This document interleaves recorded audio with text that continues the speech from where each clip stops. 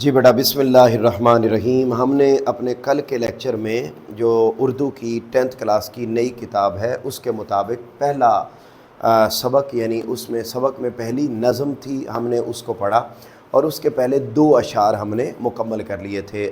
اب بیٹے ہم اس سے آن ورڈ جو اگلے اشعار ہیں انہیں آج کے لیکچر میں مکمل کرنے کی کوشش کرتے ہیں، اور اگر نہ ہو سکے ٹائم کو دیکھتے ہوئے تو پھر ہم انشاءاللہ اس نظم کو کل کے لیکچر میں مکمل کریں گے۔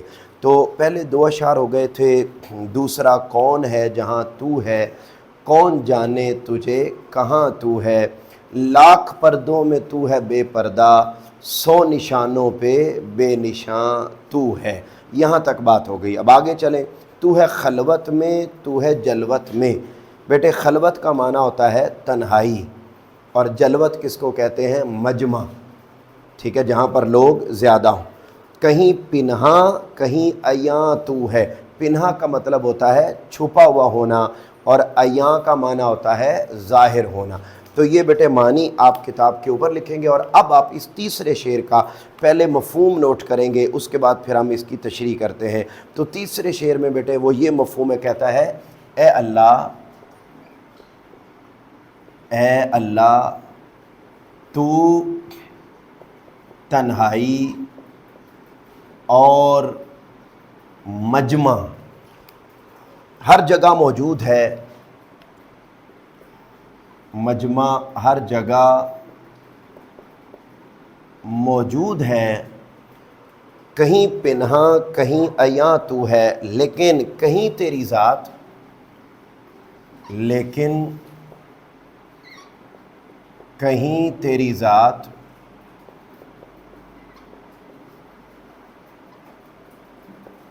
چھپی ہوئی ہے اور کہیں واضح طور پر دکھائی دیتی ہے۔ بڑا سادہ سا مفہوم ہے بیٹے، بڑا آسان سا شعر ہے۔ اے اللہ تو تنہائی اور مجمع ہر جگہ موجود ہے، لیکن کہیں تیری ذات چھپی ہوئی ہے اور کہیں تیری ذات واضح ہے۔ اب یہاں پر آپ دیکھیں بیٹے، تنہائی میں وہ موجود ہے اور مجمع میں بھی وہ موجود ہے۔ تو پہلے نمبر پر تو ہمیں یہ سمجھانے کی ضرورت ہے، جب آپ تشریح کریں گے، میں نے آپ کو بتا دیا تھا کل پیٹرن کے اوپر، آپ نے حوالہ شعر، اس میں نظم کا عنوان، شاعر کا نام، پھر مفہوم، اس کے بعد تشریح۔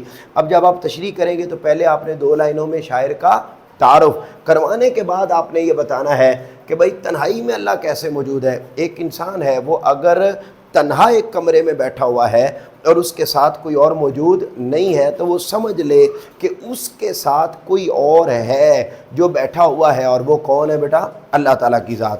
اللہ تعالیٰ کی ذات ہی ہے جو اس کے ظاہر کے علم کو بھی جانتی ہے اور اس کے باطن کو بھی جانتی ہے۔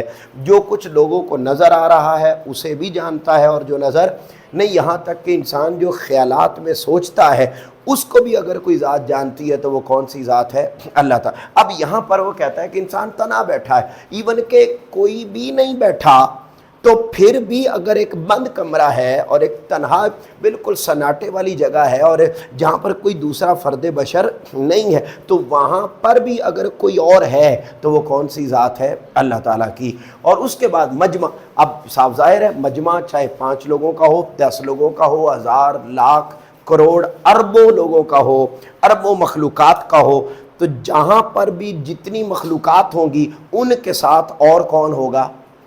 اللہ تعالیٰ کی۔ الغرض اللہ تعالیٰ اس کائنات میں ہر جگہ پر موجود ہے، کوئی ایسی جگہ نہیں ہے جہاں پر اس کائنات میں اللہ کی ذات موجود نہ ہو۔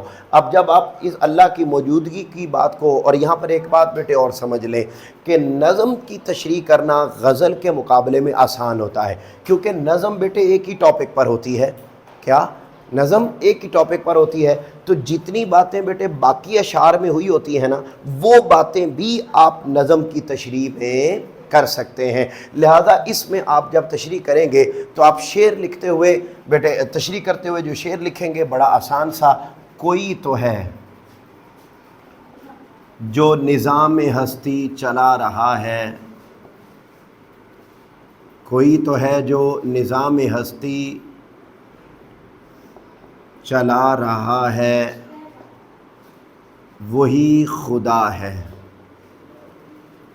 دکھائی بھی جو نہ دے نظر بھی جو آ رہا ہے وہی خدا ہے۔ کوئی تو ہے جو نظام ہستی چلا رہا ہے وہی خدا ہے، دکھائی بھی جو نہ دے نظر بھی جو آ رہا ہے وہی خدا ہے۔ تو اللہ تعالیٰ کی وہ ذات ہر جگہ پر کائنات میں موجود ہے۔ پھر بیٹے اگلا ہے، نہیں تیرے سوا یہاں کوئی، میزباں تو ہے مہمان تو ہے۔ بڑے دھیان سے بیٹے اس شعر کو سمجھنا ہے، یہ شعر بڑا امپورٹنٹ ہے اور بورڈ کے پوائنٹ آف ویو سے بڑا امپورٹنٹ شعر ہے۔ اس کو بیٹے ہائی لائٹ کر لیں کہ یہ بورڈ میں آنے والا شعر ہے۔ اے اللہ، اب اس کا مفہوم آپ لکھیں گے، اے اللہ کائنات میں تیرے سوا کچھ بھی نہیں ہے، تیرے سوا کائنات میں کچھ بھی نہیں ہے، کچھ بھی نہیں ہے، مہمان بھی تو ہے اور میزبان بھی تو ہے۔ اچھا، اب بیٹے بڑے دھیان سے اس بات کو سمجھنا ہے کہ یہ کیا کانسیپٹ سمجھایا جا رہا ہے اور یہ کیا بات سمجھائی گئی ہے اس کے اندر۔ اے اللہ تیرے سوا کائنات میں کچھ بھی نہیں ہے، مہمان بھی تو ہے اور میزبان بھی تو۔ اس کا کیا مطلب ہے؟ اس کا یہ مطلب ہے کہ جو مہمان آ رہا ہے اور جو میزبان ہے وہ نہیں، اس سے مراد یہ نہیں ہے۔ پہلے نمبر پر تو آپ نے جب تشریح کرنی ہے تو یہ بات بتانی ہے کہ اگر اللہ موجود نہ ہو تو یہ کائنات کا بھی کوئی وجود نہ ہو۔ یہ جو اتنی وسیع و عریض کائنات ہے، اس میں انسان ہیں، اس میں مخلوقات ہیں، اس میں چرند ہیں، پرند ہیں، نباتات ہیں، حیوانات ہیں، الغرض جو کچھ بھی کائنات کے اندر پایا جاتا ہے، یاد رکھ لیں وہ سارے کا سارا کس ذات کی وجہ سے ہے؟ اللہ تعالیٰ۔ اگر وہ نہ ہو اور اس کا لفظ کن نہ ہو تو کسی شے کا وجود نہیں ہے۔ جب یہ آپ بتا لیں گے تو اس کے بعد آپ نے اگلا بتانا ہے مہمان بھی تو ہے اور میزبان بھی تو ہے۔ تو مہمان اور میزبان یہ کیا معاملہ ہے، یہ کیا چیز ہے، اس کو ذرا سمجھنے کی ضرورت ہے۔ یاد رکھ لیں بیٹے اللہ تعالیٰ کے بارے میں نا کائنات میں دو نظریات پائے جاتے ہیں۔ ایک نظریے کو کہتے ہیں وحدت الوجود اور ایک کو کہتے ہیں وحدت الشہود۔ یہ بڑے دھیان سے بات کو سمجھنے والی ہے۔ کیا اللہ کے بارے میں دو نظریات ہیں؟ ایک نظریہ کیا ہے؟ اونچا بولے، وحدت الوجود، اور ایک نظریہ کیا ہے؟ وحدت الشہود۔ اب یہ وحدت الوجود اور وحدت الشہود کیا ہے، میں آپ کو بڑے آسان سے سمجھاتا ہوں۔ ادھر دیکھیں بیٹے، کچھ لوگ وہ ہیں جو یہ کہتے ہیں کہ ہر چیز خدا ہے۔ مثلا یہ وائٹ بورڈ ہے، درخت ہے، انسان ہے، یعنی جتنی چیزیں بھی پائی جاتی ہیں نا اس کائنات کے اندر، وہ کہتے ہیں یہ ساری چیزیں خدا ہیں۔ اچھا، یہ اللہ کے بارے میں ایک نظریہ ہے، اس کو کہتے ہیں ہر چیز خدا ہے، یہ ایک نظریہ ہے۔ اور ایک نظریہ یہ ہے کہ ہر چیز خدا نہیں ہے، ہر چیز میں خدا ہے۔ بولیے کیا؟ ہر چیز میں۔ اور صاف ظاہر ہے درست نظریہ کون سا ہے؟ ہر چیز میں خدا ہے۔ ہمارے اندر بھی اللہ موجود ہے یا نہیں ہے؟ ہمارے دل میں اللہ موجود۔ تو اسی طریقے سے ہر جگہ پہ، یا اس کا ایک اور مطلب ہے، کچھ لوگ وہ یہ کہتے ہیں کہ ہر چیز خدا ہے، اور کچھ کہتے ہیں کہ ہر چیز خدا سے ہے، یعنی جتنی چیزیں بنی ہوئی ہیں یہ کس کی وجہ سے بنی ہوئی ہیں؟ اللہ۔ اب بیٹے مہمان تو ہے، میزبان تو ہے۔ مہمان ایک کا مطلب ہے وحدت الوجود، ایک کا مطلب ہے وحدت الشہود۔ آپ نے جب بیٹے تشریح میں جانا ہے تو آپ نے پریشانی نہیں لینی، آپ نے سمپل اس کا مطلب یہ لینا ہے کہ اے اللہ تیرے وجود کے بارے میں جتنے بھی نظریات پائے جاتے ہیں نا، یاد رکھ رہے وہ سارے درست ہیں، کوئی یہ کہتا ہے کہ ہر چیز خدا ہے، کوئی کہتا ہے کہ ہر چیز خدا سے ہے۔ جو بھی بات کوئی کہہ رہا ہے نا وہ ٹھیک کہہ رہا ہے۔ اصل بات یہ ہے کہ تو ہی تو ہے، تیرے سوا اس کائنات میں اور کچھ بھی نہیں ہے، تیری ذات ہی ہے جو اس کائنات کے نظام کو لے کر چل رہی۔ یہاں پر بیٹے آپ تشریح میں جو شعر لکھیں گے وہ ہے بیٹے، ہر ذرہ فضا کا داستاں اس کی سناتا ہے، ہر ایک ذرہ فضا کا داستاں اس کی سناتا ہے،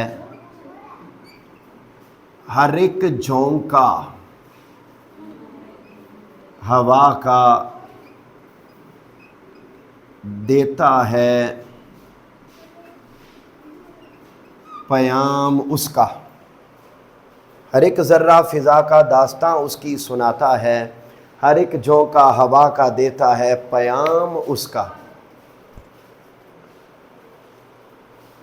ہر ایک جھونکا ہوا کا دیتا ہے پیام اس کا۔ آگے بیٹے پانچواں شعر،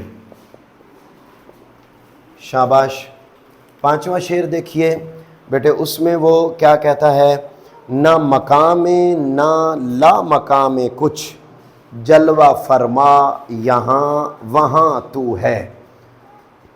جی اے اللہ، پانچویں کا مفہوم آپ لکھیں گے، اے اللہ تو کسی ایک مقام پر محدود نہیں ہے، اے اللہ تو کسی ایک جگہ پر محدود نہیں ہے، بلکہ کائنات کا ذرہ ذرہ، بلکہ کائنات کا ذرہ ذرہ تیری عظمت، تیری عظمت اور جلووں کی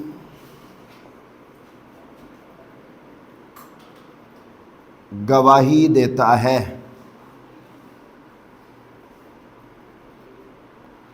تیری عظمت اور جلووں کی گواہی دیتا ہے، تیرے عظمت اور جلووں کی گواہی دیتا ہے۔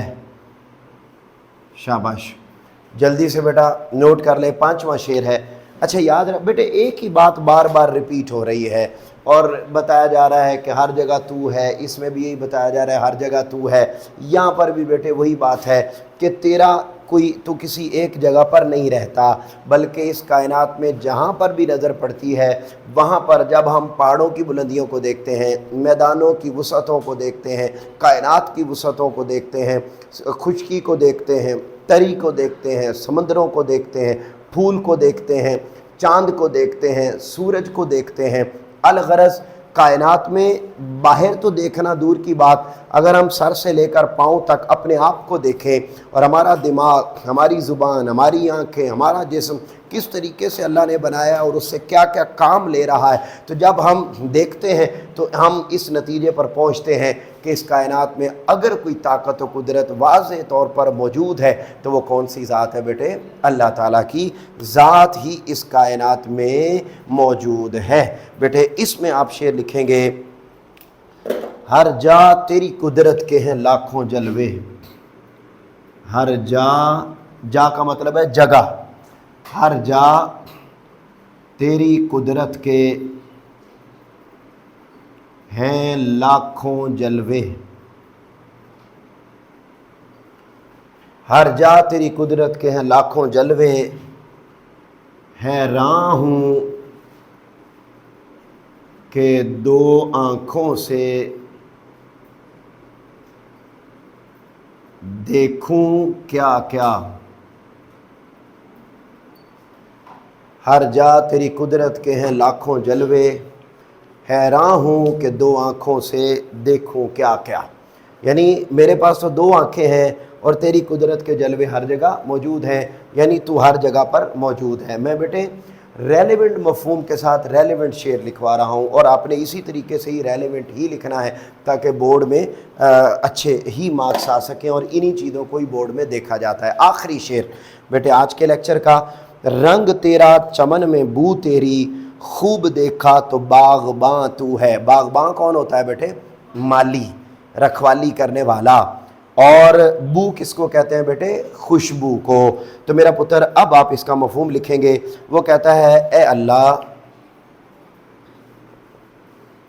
چھٹا مفہوم ہے جی، اے اللہ ساری کائنات میں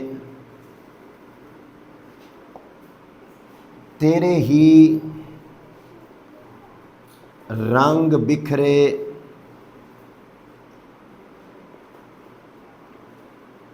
دکھائی دیتے ہیں،